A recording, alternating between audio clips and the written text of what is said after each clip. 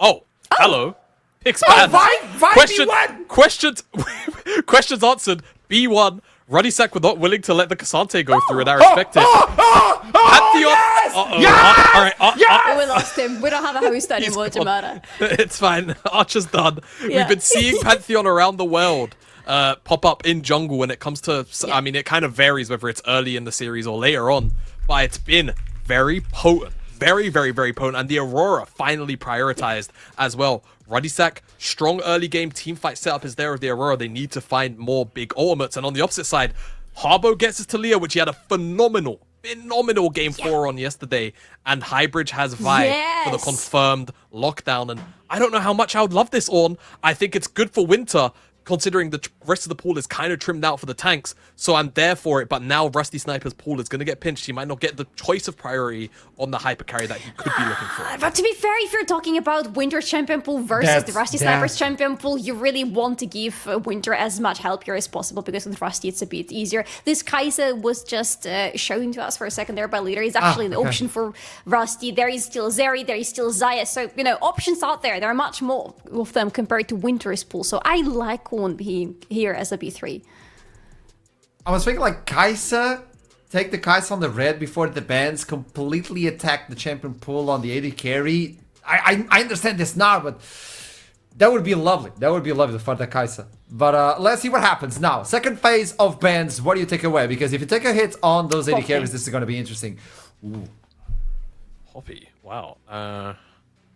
Go Draven.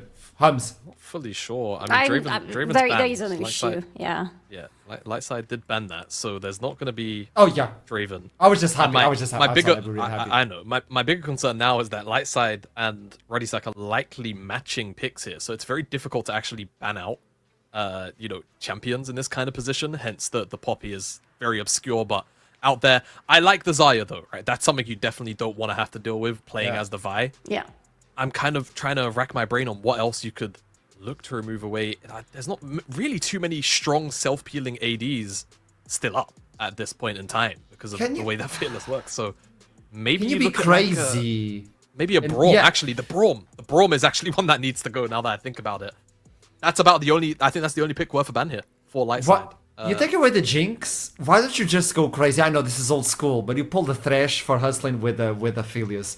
I know it's old school. But you're reaching out right now.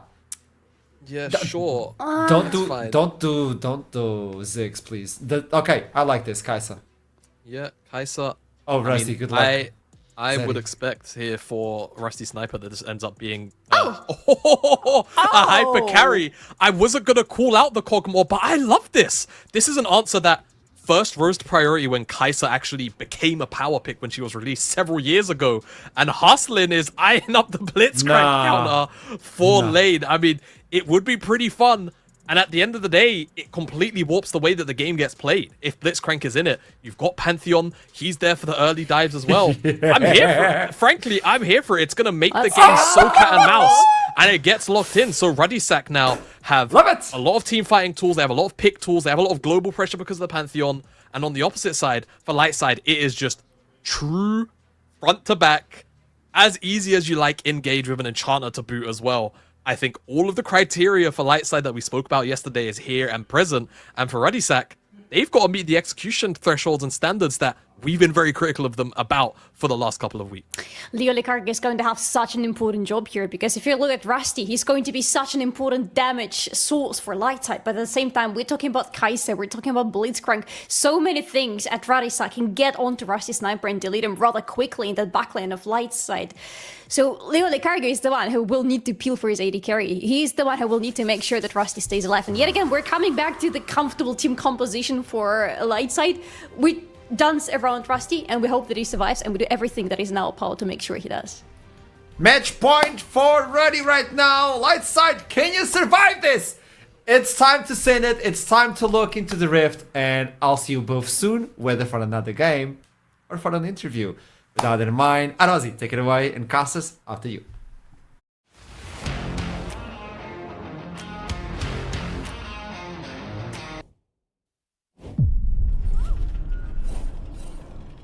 Hello there everybody, welcome on to Summoner's Rift. No messing around looking at our ugly faces. We are straight into game for some League of Legends action. Ruddy Sack on match point. The opportunity to progress through the lower bracket. A miracle run from this team. I would not doubt it. But Lightside have shown the ability to pull a few rabbits out of the hat in this series already. Silver Scrapes is not such a distant possibility. If they could put up a performance like they did in the second game of this series. Of course, though, Ruddy Sack will be looking to dot the I's, cross the T's, and put this one to bed. Nevertheless, a very valiant effort so far, and they have showed their teeth. Arbo, leveraging the passive right there, being quite fast, so Haslin will not be able to reach with the Q. And, people know I'm a known Vi hater, especially when it's a B1 Vi. I feel like Vi B1 is allowed in only two ways. One, if your name is Shun, and two, if you have a Talia. Oh no. Yeah. He's out. No. Okay. Fair enough. Right. That's why you don't level anything at level 1.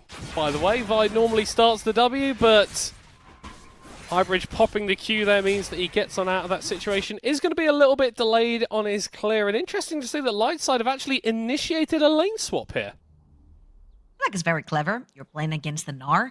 So you're definitely going to have advantage. Yeah, I feel like they were going to have advantage no matter what. I think they eat up a Blitzcrank Kai'Sa lane for sure in the early game. As long as they play their waves correctly, they hide behind the minions, and they don't overpush the lane to the point where Aston could get past them. They would be fine in lane. But right here, you're literally making Wonder's life miserable.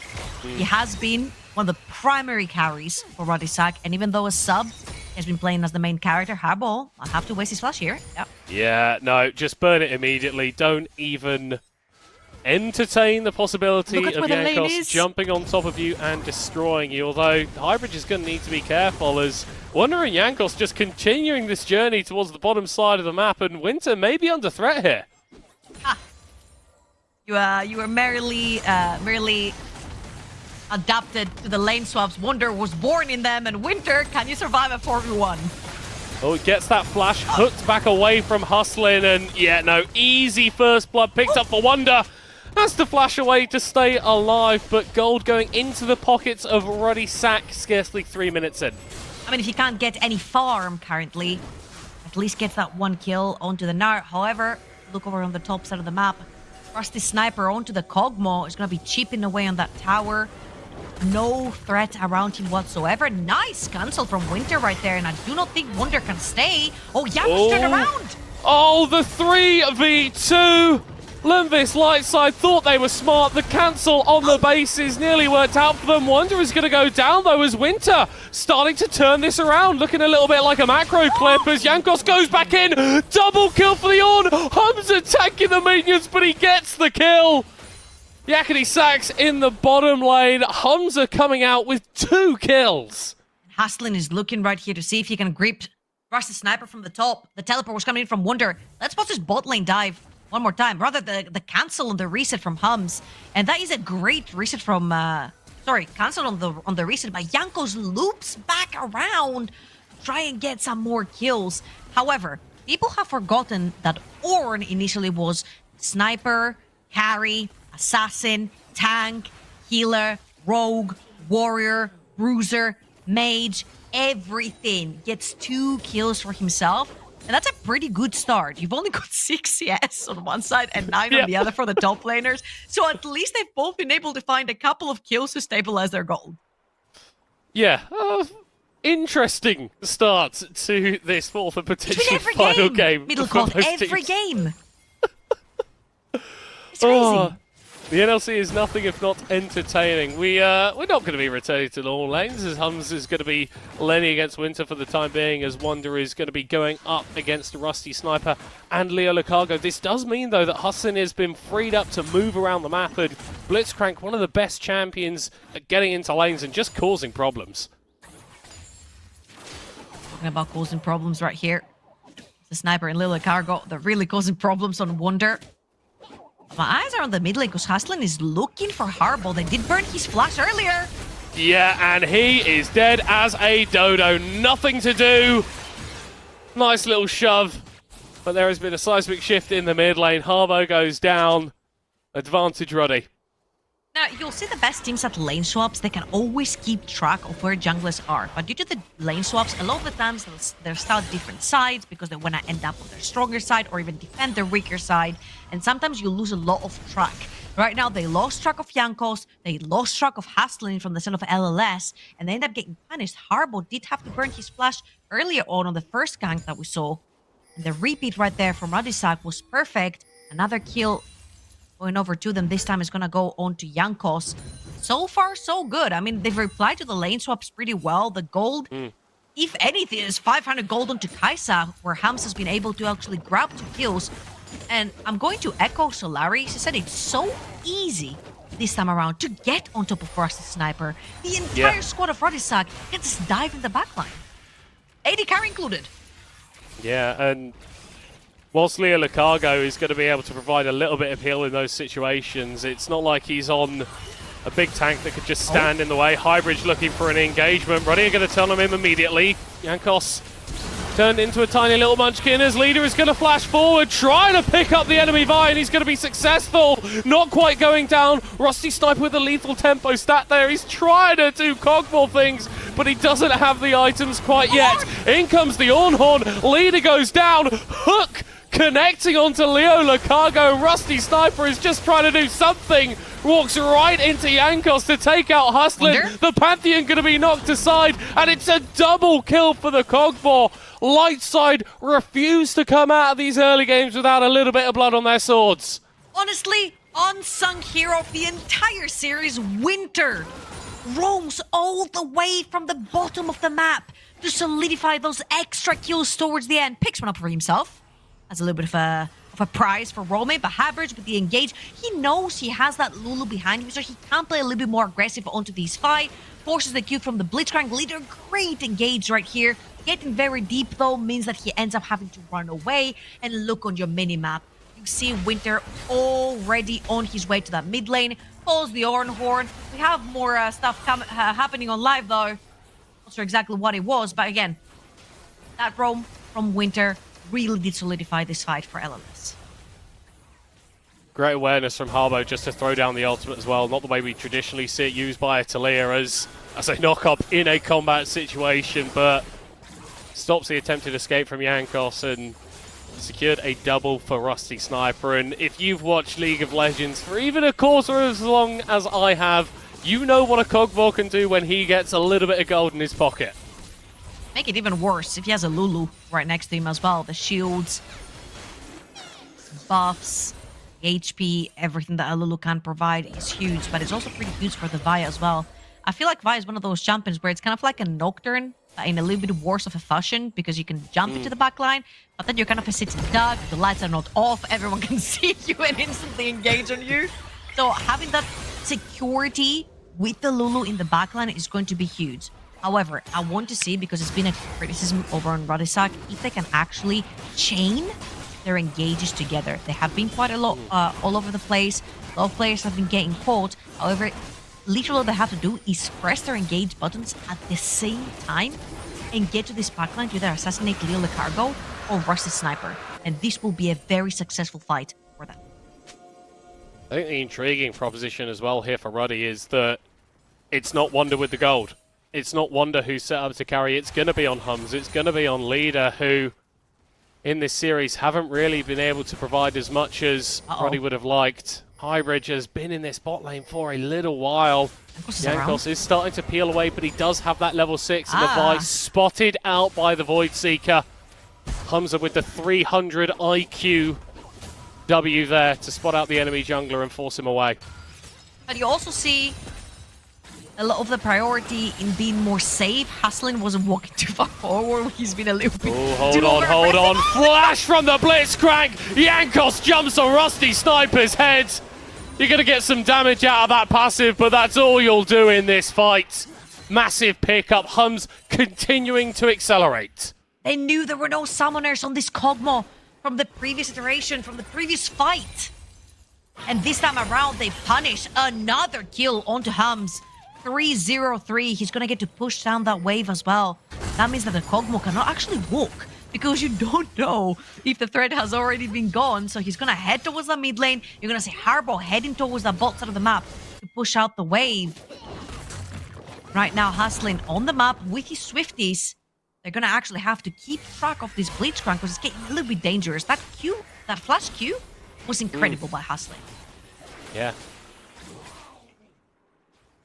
The most coin flip ability in the game. Bar none, in my opinion. If it lands, Blitzcrank is the best champion that Riot Games have ever made. If it doesn't, then he's essentially a glorified melee minion. Things looking good for hustling right now.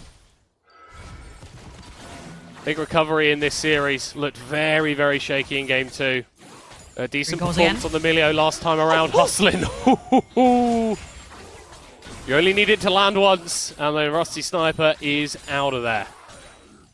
Back to minion status he goes after the Q's down. But you can see the pressure of knowing that the Blitzcrank is around, right? He dips into fog of water with the top side of the map. What do? Your LLS, you have to transition your bot lane over to the bot side of the map as far away from the threats as possible. Pantheon plus Blitzcrank. Again, you saw how easy it was with the Pantheon ult plus the hook to get into that backline. You can transition the Kai'Sa with the ultimate as well. It's going to be Void Grubs going over to Jankos right here. And one more neutral objective other than this, they'll be securing Pizza Strength for themselves. Should be an easy pickup. One that's going to be knocked up there is Leader forced to pop the ultimate to defend himself in the bot lane. But Hums and Hustling moving over. Rusty Sniper pretty damn low, but without that global ultimate from Jankos, Ruddy Sack not able to find a fight. Ooh. The ultimate was popped right there as well from Harbo. Doesn't have that right now. We could see potentially Ruddy Sack looking to make a play. Jankos' ultimate just came up. They could look for an overextended member. Currently right now, Harbo is trying to get back into his lane.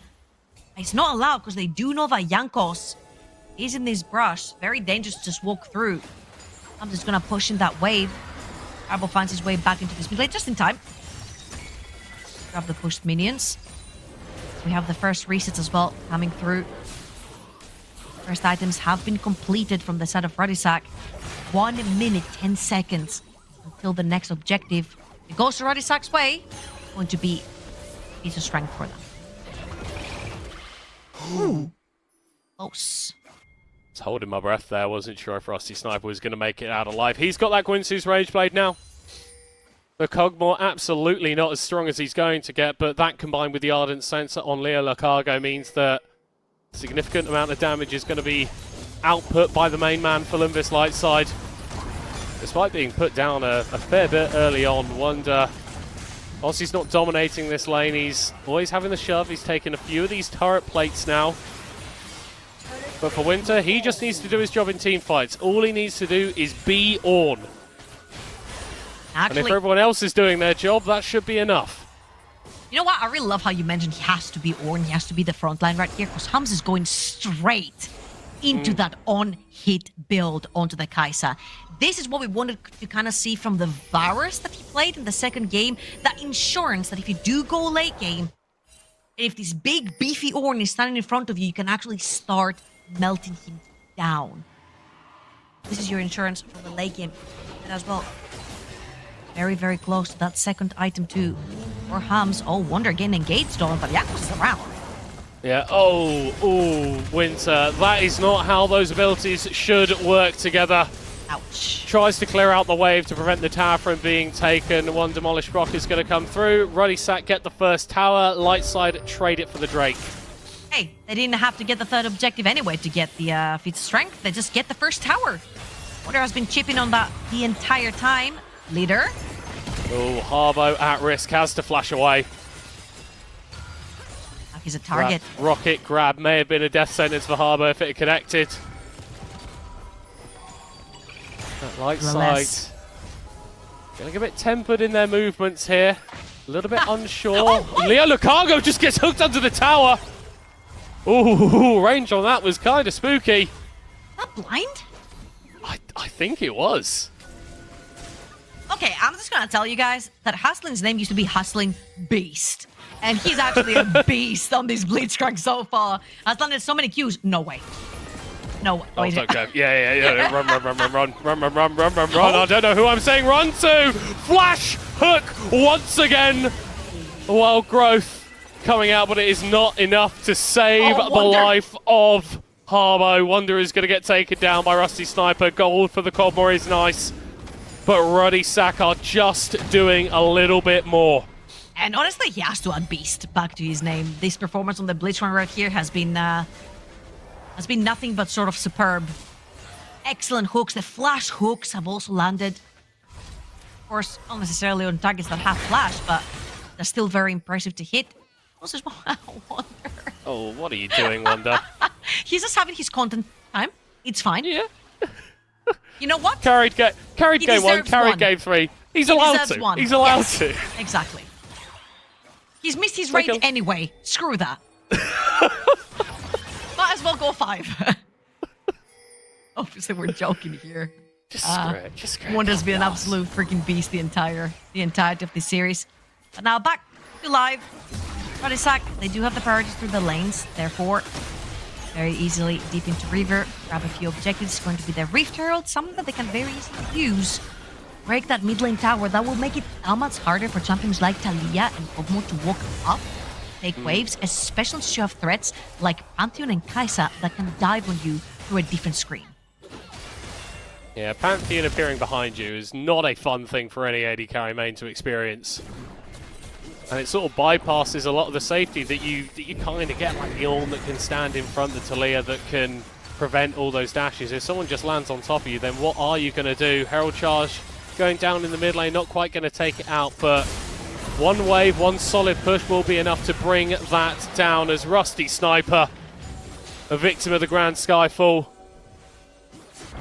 as Jankos assists Wonder in grabbing that kill. Leader might actually be in a little bit of trouble here. Arbo? Wasn't quite able to get over the wall away from Winter. Gets teleported, has to flash over the wall, but here comes the call of the Forge God.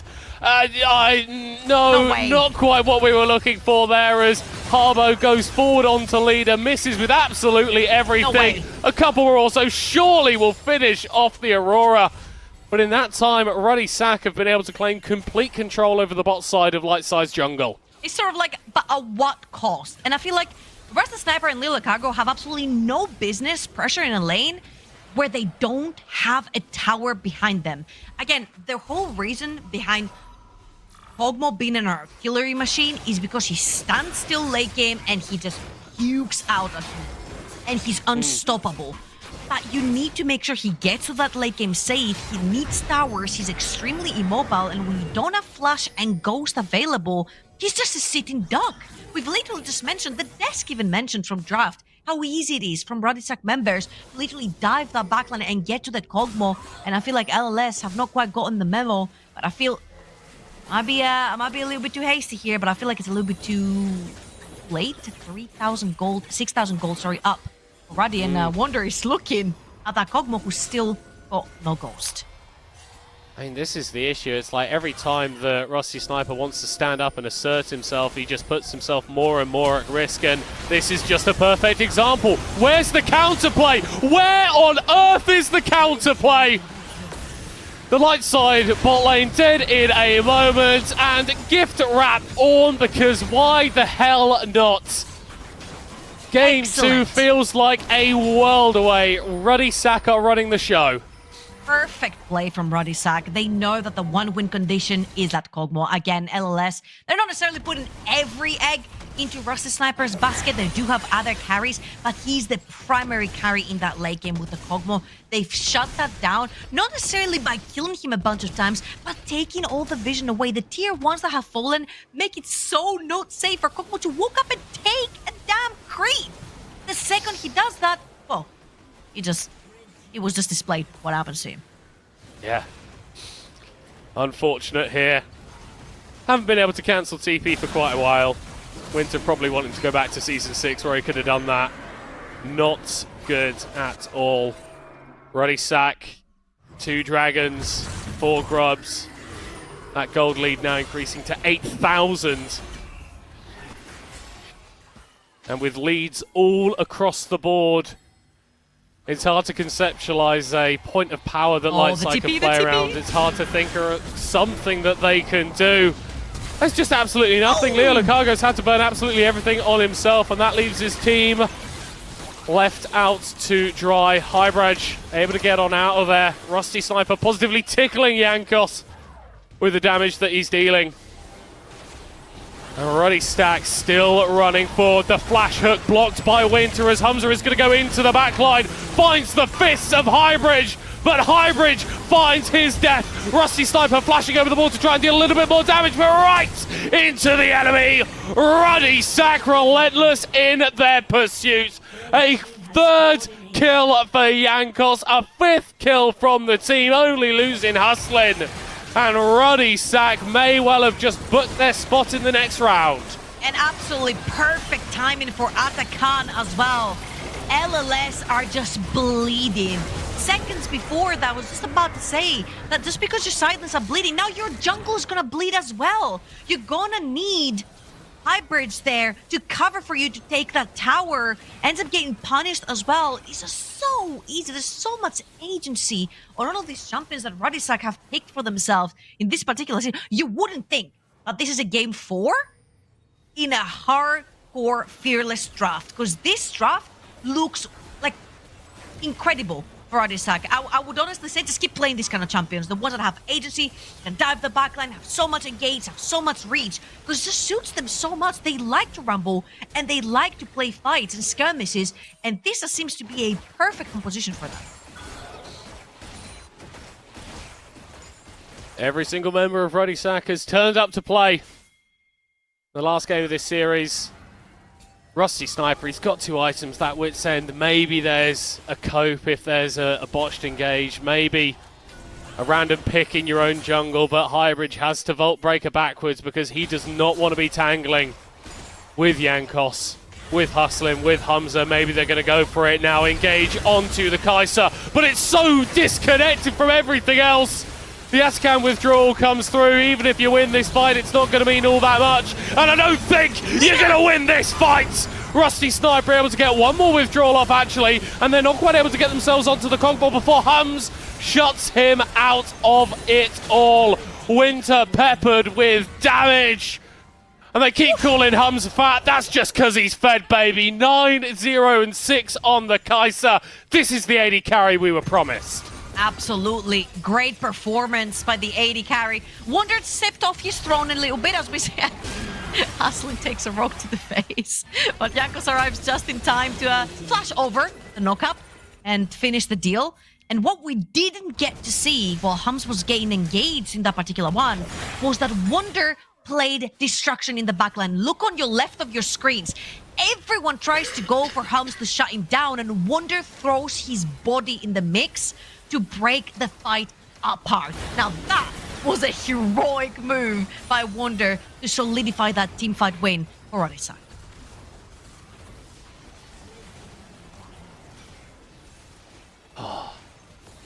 And in these, split up in these... Oh, there's more. Weird and wonderful skirmishes. Ruddy have just got a little bit more in the sack. The gold lead continues to balloon. And Lightside's run in the NLC winter split seems to be falling away. It's been valiant attempts from them in this series, even in this game. Refusing to give up, refusing to know when they're beaten. But Ruddy seem hell-bent on enforcing that prospect on them. Lightside will be looking at a grey screen at the end of this game. But it has been a hard-fought series from the Swedish organisation. They're still not done. They're still going for absolutely everything that they can. And they've got 2 kills. Never say never. Never say it's over. Despite the disadvantage, despite the mounting chasm that they find themselves falling into, Lightside refuse to lose. That is terrible. 10 seconds for Baron. Jankos is still alive, but there's 25 for Hums. And Haslin, 10 more seconds. Wonder right here. Making the right decision, trying to split apart LLS. Hammond has to reply to the push from Wonder. He's going to take 2. And now he's on the flank. Can they actually stop this Baron attempt? It's disaster. It's going to be absolute disaster here for LLS. He's mega.